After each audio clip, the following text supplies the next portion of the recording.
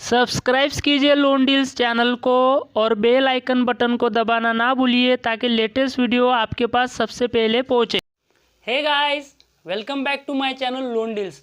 दोस्तों, हम जब भी होम लोन लेने जाते हैं और हमारी होम लोन सैंक्शन हो जाती है, अप्रूव हो जाती है, तो बहुत सारे लोगों को कन्फ्यूजन हो जाता है। जब उनकी होम लोन अप्रूव हो जाती है तो होम लोन की ईएमआई कितनी रखनी चाहिए, शॉर्ट टर्म के लिए रखनी चाहिए कि लॉन्ग टर्म के लिए रखनी चाहिए। तो आइए दोस्तों, मैं आज यही विषय पे बात करूंगा कि लॉन्ग टर्म ईएमआई रखने के आपके क्या फ़ायदे हो सकते हैं और शॉर्ट टर्म ईएमआई रखने के क्या फ़ायदे हो सकते हैं।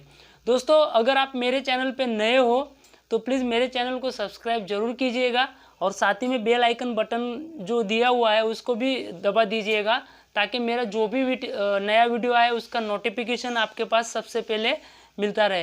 दोस्तों, बहुत सारे लोग वीडियो तो देख लेते हैं लेकिन वीडियो को सब्सक्राइब नहीं करते।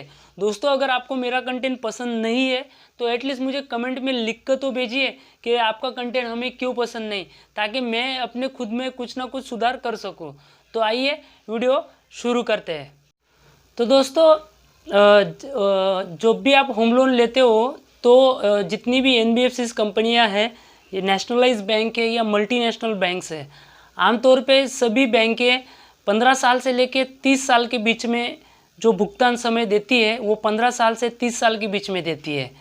तो आइए हम जान लेते हैं कि शॉर्ट टर्म ईएमआई के क्या फ़ायदे हैं और लॉन्ग टर्म ईएमआई के क्या फ़ायदे हैं, क्योंकि बहुत सारे लोगों को ये कन्फ्यूज़न होता है कि ईएमआई कितनी रखनी चाहिए।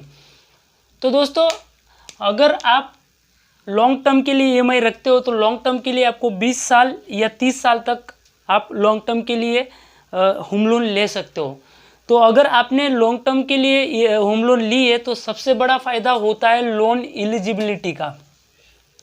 लोन एलिजिबिलिटी यानी कि आप किसी भी बैंक में या फाइनेंशियल इंस्टीट्यूशंस में जाते हो तो आप जब होम लोन के लिए आवेदन करते हो तो आपको जो होम लोन की ज़रूरत होती है, आपकी जो रिक्वायरमेंट होती है वो आपको कितने की होती है, और वो जितने की आपको रिक्वायरमेंट होती है उतने की आपके पेपर्स या आपकी इनकम है कि नहीं, इस तरह से बैंक चेक करती है। तो अगर आप लॉन्ग पीरियड का लॉन्ग टर्म ईएमआई का पीरियड रखते हो तो आपकी एलिजिबिलिटी बढ़ जाती है। कैसे बढ़ती है मैं बताता हूँ। मान लो कि आपने 20 लाख रुपए के लोन के लिए आपने आवेदन किया और आपकी मासिक आय यानी कि आपकी महीने की इनकम 22,000 रुपये है। तो शॉर्ट टर्म के लिए अगर आप लोन लेना चाहोगे तो आपको शॉर्ट टर्म होम लोन में 15 साल का होता है। तो शॉर्ट टर्म 180 महीने यानी 15 साल के लिए आपको शॉर्ट टर्म के लिए लोन मिलती है। तो अगर 15 साल के लिए आप लोन लोगे तो आपकी जो ईएमआई बनेगी वो 20,285 रुपये की बनेगी और आपकी सैलरी 22,000 है। तो बैंक ये देखेगी कि अगर आपकी 22,000 सैलरी महीने की आ रही है, इसमें से आप 20,285 रुपये ईएमआई भर दोगे तो आपके पास बचे 1,500 से 1,700 रुपया। तो उसमें आप अपना घर कैसे चलाओगे, सर्वाइवल कैसे करोगे, क्योंकि आए दिन आपको अलग अलग खर्चे आ जाते हैं, जैसे कि मेडिकल एक्सपेंस हो गया, शादी ब्याह हो गया। तो उस तरह के खर्चे से आप कहाँ से हर महीने बजट कर पाओगे। तो बैंक को लगता है कि ये हमारी ईएमआई टाइम पे नहीं भर पाएंगे। तो इससे क्या होगा कि अगर आपकी 22,000 सैलरी है तो अगर आप वही 20 लाख की लोन अगर 240 महीने के लिए लेते हो यानी कि 20 साल के लिए लेते हो तो आपकी ईएमआई बनेगी 17,994 रुपये की। तो यहाँ पे देखिए, अगर आप शॉर्ट टर्म रखते तो 20,285 के लिए आपकी ईएमआई बनने वाली थी, 20 साल के लिए रखोगे तो 17,994 रुपये के लिए ईएमआई बनने वाली है, और अगर 30 साल के लिए रखोगे तो 16,992 रुपये की ईएमआई बनेगी। तो अगर आप 16,992 हर महीने भरोगे तो फिर भी आपके पास 6,000 रुपये बचेंगे, जिससे आप हर महीने आपका मतलब जो भी एक्सपेंसेस है उससे चला सकते हो। तो दोस्तों, लोन एलिजिबिलिटी बढ़ती है यानी कि लॉन्ग टर्म ईएमआई रखने से आपकी जो लोन एलिजिबिलिटी है वो बढ़ती है। दूसरा, लॉन्ग टर्म ईएमआई का फ़ायदा ऐसा है कि ईएमआई कंट्रोल हो सकती है। अब ईएमआई कंट्रोल कैसे हो सकती है, मान लो दोस्तों कि आपने 30 साल के लिए लोन ली है और आपकी ईएमआई जा रही है 16,992 रुपये, और आप दो जगह पे काम करते हो। एक जगह से आपको 20,000 आता है, दूसरी जगह से आपको 20,000 आता है। इस तरह से आपका 40,000 रुपये हर महीने इनकम होती है। ठीक है। तो 40,000 में अगर आप 16,992 रुपये भर देते हो, उसके बाद भी आपके पास 15 से 20,000 रुपये बच जाते हैं।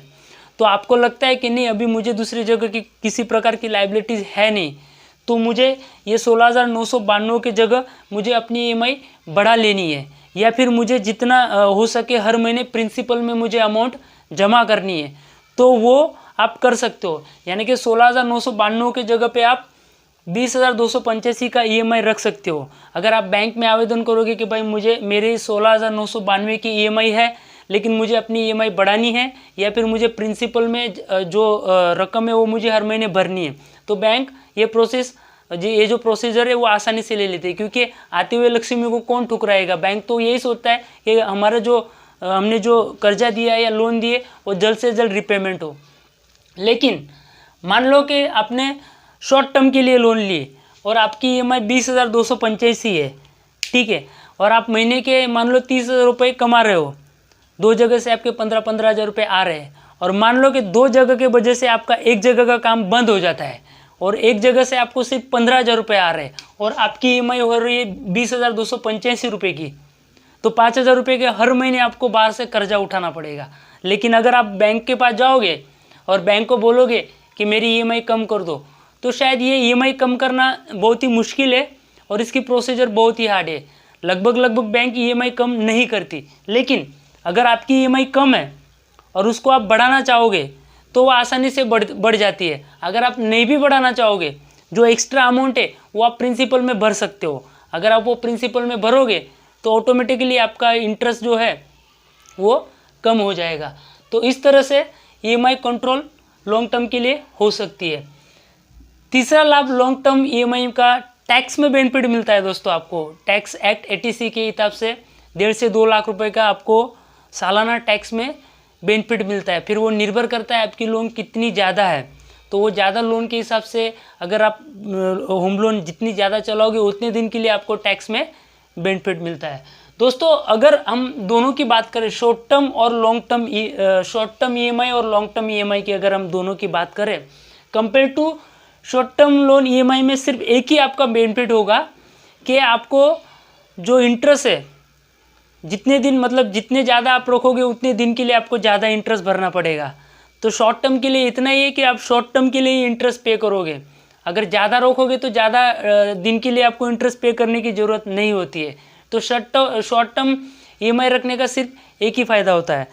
और दूसरा दोस्तों, बहुत सारे लोगों को कन्फ्यूजन्स होता है कि हम लोग अगर लॉन्ग टर्म EMI रखते हैं तो हमें इंटरेस्ट ज़्यादा पे करना होता है। दोस्तों ये बात फिर से मैं दोहरा रहा हूँ, ध्यान से सुनिए। बहुत सारे लोगों को कन्फ्यूजन होता है कि अगर हम लॉन्ग टर्म के लिए EMI रखते हैं तो हमारे जो इंटरेस्ट रेट है वो ज़्यादा भरना पड़ता है। तो दोस्तों ऐसा बिल्कुल भी नहीं है। मैं आपका ये कन्फ्यूजन क्लियर कर देता हूँ। दोस्तों प्रिंसिपल अमाउंट और इंटरेस्ट, प्रिंसिपल और इंटरेस्ट का, इन दोनों का लॉन्ग टर्म EMI और शॉर्ट टर्म EMI में दोनों के साथ कोई लेना देना नहीं है।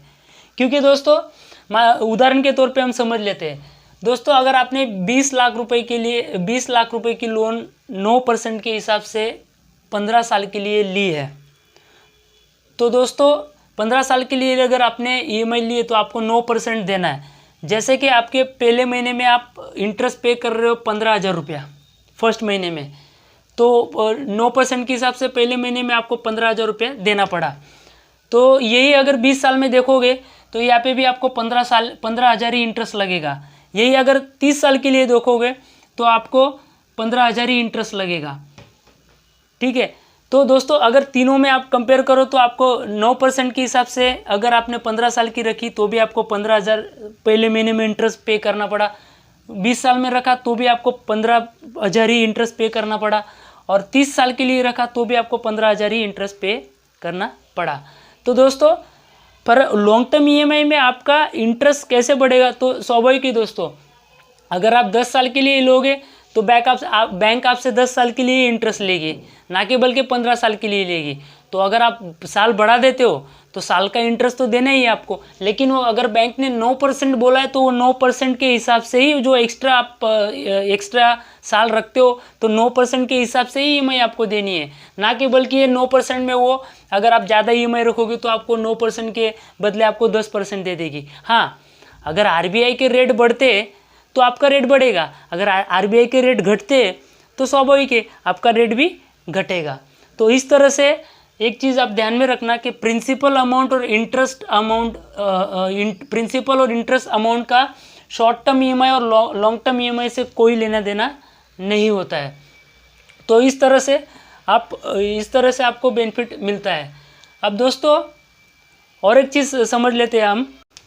तो दोस्तों शॉर्ट टर्म EMI में सबसे बड़ा जो एक फ़ायदा होता है वो इस तरह से फ़ायदा होता है कि अगर शॉर्ट टर्म EMI आप रखते हो तो आपका रिपेमेंट बहुत ही जल्दी होता है, और आप जैसे जैसे आपके दिन बढ़ते जाते हैं तो रिपेमेंट में जो प्रिंसिपल अमाउंट है उसका जो रेशियो होता है वो ज़्यादा होता है।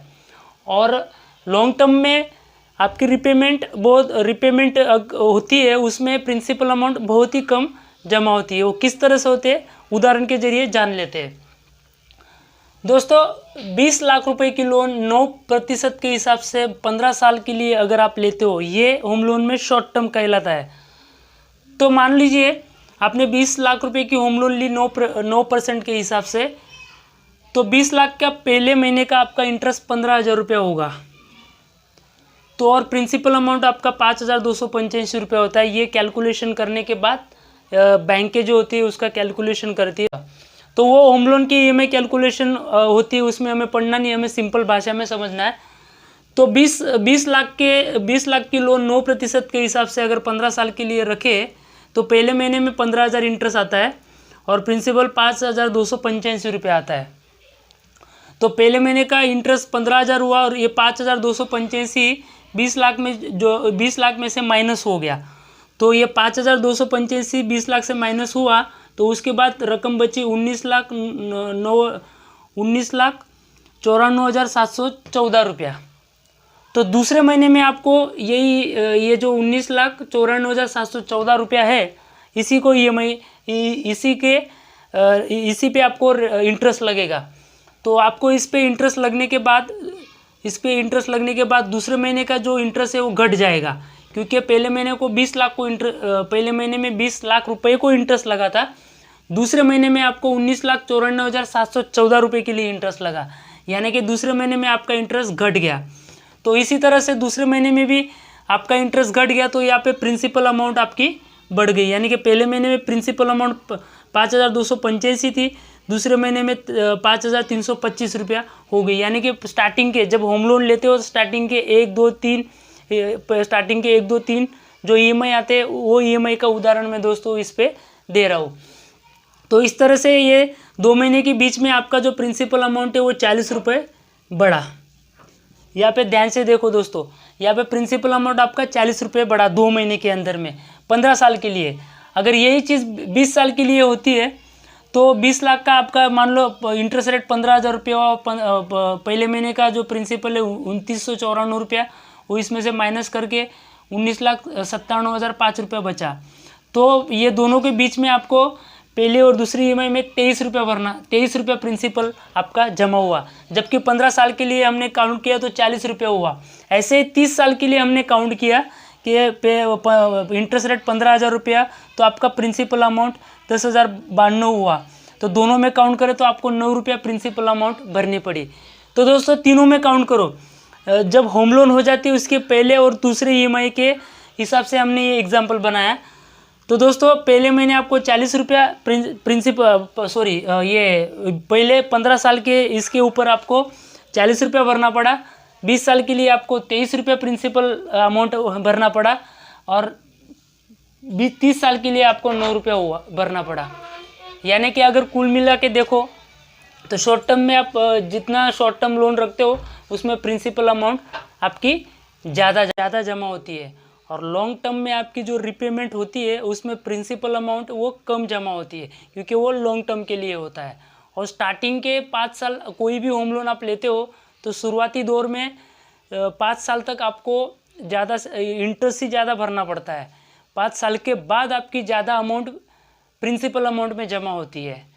तो दोस्तों, उम्मीद करूँगा कि आपको मेरा वीडियो पसंद आया होगा।